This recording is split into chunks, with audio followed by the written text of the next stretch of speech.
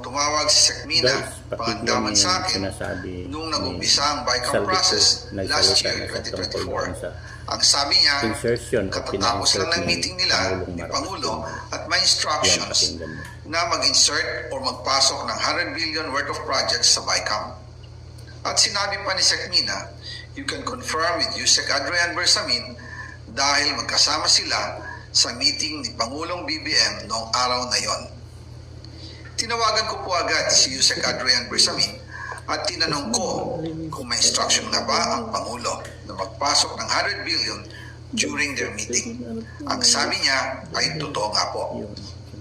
Right after our conversation, tinawagan ko po si dating Speaker Martin Romualdez at nireport ko ang instructions ng Presidente to insert the 100 billion projects.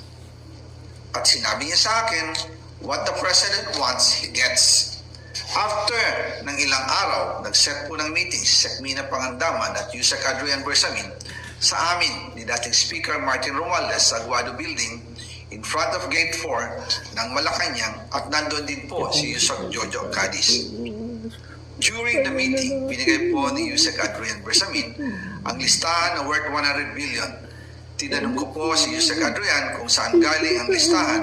Ang sagot niya, galing kay PBBM mismo at binigay niya ito mula sa brown leather bag.